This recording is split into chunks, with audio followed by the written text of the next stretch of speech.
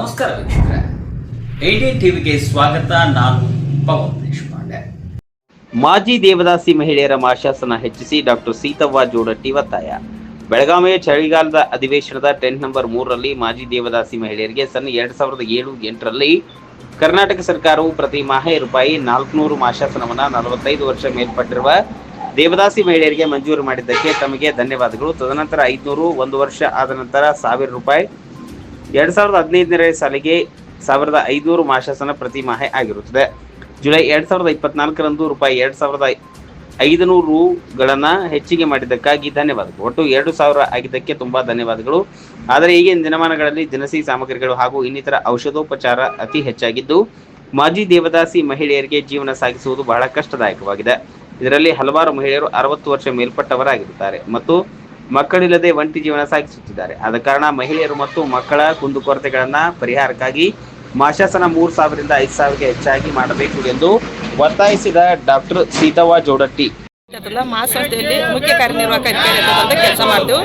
ಅದರೊಳಗೆ ನಾವು ದೇವದಾಸಿ ಮಹಿಳೆಯರ ಅಂತಂದ್ರೆ ಸುಮಾರು ವರ್ಷದಿಂದ ನಾವು ಪ್ರಯತ್ನ ಮಾಡತ್ತಿದ್ದೀವಿ. ನಾವು ಪೆನ್ಷನ್ ಹೆಚ್ಚು ಮಾಡಬೇಕು ಅಂತಂದ ಹೋದ ವರ್ಷ ಪೆನ್ಷನ್ ಹೆಚ್ಚು ಮಾಡ್ತೀವಿ ಅಂತಂದ್ರು ಮುಖ್ಯಮಂತ್ರಿ ಅವರ 1000 ರೂಪಾಯಿ ಮಾಡಬೇಕು ಅಂತಂದು ಹೇಳಿದ್ರು. ಆದ್ರೆ 500 ರೂಪಾಯಿ ಅಷ್ಟೇ ಹೆಚ್ಚಿಗೆ ಮಾಡಿದ್ರೆ ಅದು ಪ್ರತಿ ತಿಂಗಳು ಹಾಕಾಕತ್ತಿಲ್ಲ. ಅದು ಪ್ರತಿ ತಿಂಗಳು ಹಾಕಬೇಕು. ಪ್ರತಿಯೊಂದು ದೇವದಾಸಿ ಮಹಿಳೆಯರಿಗೆ 3000ದಿಂದ 5000 ರೂಪಾಯಿ ಪೆನ್ಷನ್ ಸಿಗಬೇಕು ಅಂತಂದ. ಪ್ರತಿಯೊಂದು ಹೆಣ್ಣು ಮಕ್ಕಳಿಗೆ 2 ಎಕರೆ ಜಮೀನು ಸಿಗಬೇಕು. ಅವ್ರು ಸ್ವಯಂ ಉದ್ಯೋಗ ಮಾಡೋಕೆ ಅವ್ರಿಗೆ 1 ಲಕ್ಷದವರೆಗೆ ಅವ್ರಿಗೆ ಸಹಾಯಧನ ಕೊಡಬೇಕು ಅಂತಂದು ಕಿಶಿಂದ. ನಂತರ ಅವರ ಮಕ್ಕಳಿಗೆ ಸಾಕಷ್ಟು ಕಷ್ಟಪಟ್ಟು ಅವ್ರಿಗೆ ಸಾಲಿ ಕಲಿಸಿದಾರ. ಅವ್ರು ಹಂಗೆ ಕೂಲಿ ನಾಲಿ ಮಾಡ್ಕೋತದಾರ. ಅವ್ರಿಗೆ ನೌಕರಿ ಒಳಗೆ ಮೀಸಲಾತಿ ಕೊಡಬೇಕು ಅಂತಂದು ಕಿಶಿಂದ. ನಂತರ ಈಗ ಮನೆಗಳು ಸಾಂಕ್ಷನ್ ಮಾಡಿದಾರೆ. ಆದ್ರೆ ಈಗ ಎಲ್ಲ ಡಾಕ್ಯುಮೆಂಟ್ ತೊಗೋಗತ್ತದಾರೋ ಅದಕ್ಕೆ ಏನು ಕೆಲಸ ಮಾಡೋಕತ್ತಿಲ್ಲ. 1,70,000 ರೂಪಾಯಿದಾಗ ಕಟ್ಟೋಕ್ಕಾಗಂಗಿಲ್ಲ. ಅದಕ್ಕಾಗಿ ಅದ ಒಂದು ಅಮೌಂಟ್ ಹೆಚ್ಚಿಗೆ ಕೊಡಬೇಕು ಅಂತಂದು ಕಿಶಿಂದ. ಈ ಒಂದು ಬೇರೆ ಬೇರೆ ಬೇಡಿಕೆಗಳು ನಾವು ಸಾಕಷ್ಟು ಸಲ ಪ್ರಯತ್ನ ಮಾಡತ್ತಿದ್ದೆವು. ಅದಕ್ಕೆ ಯಾವುದೋ ನಮ್ದು ಇನ್ನೂ ಕಾರ್ಯರೂಪಕ್ಕೆ ಬರ್ತಾ ಇಲ್ಲ ಅಂತಂದ್ರೆ.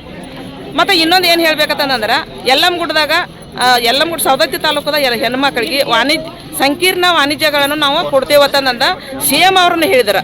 ಜೊತೆಗೆ ಕರ್ನಾಟಕ ರಾಜ್ಯ ಮಹಿಳಾ ಅಭಿವೃದ್ಧಿ ನಿಗಮದ ನಮ್ಮ ಇವರ MDನೂ ಹೇಳಿದರು ಮತ್ತು ನಮ್ಮ ಮಹಿಳಾ ಮಕ್ಕಳ ಕಲ್ಯಾಣ ಇಲಾಖೆ ಸಚಿವರು ಹೇಳಿದ್ರು.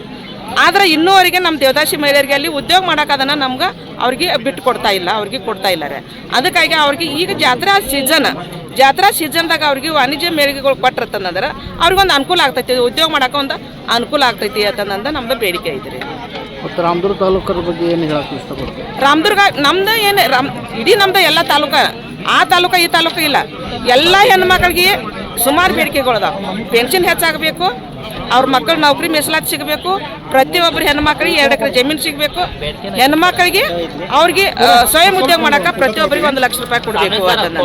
ನಂತರ ಇನ್ನೂ ಸಾಕಷ್ಟು ಜನ ದೇವದಾಸಿ ಮಹಿಳೆಯರ ಹಿಂದುಳಿದಾರ. ಸರ್ವೆ ಒಂದು ಸರ್ವೆ ಮಾಡಬೇಕು ಅಂತಂದ ಆದೇಶ ಆತ. ಆದರೂ ಇನ್ನೂ ಸರ್ವೆ ಮಾಡೋಕತ್ತಿಲ್ಲ.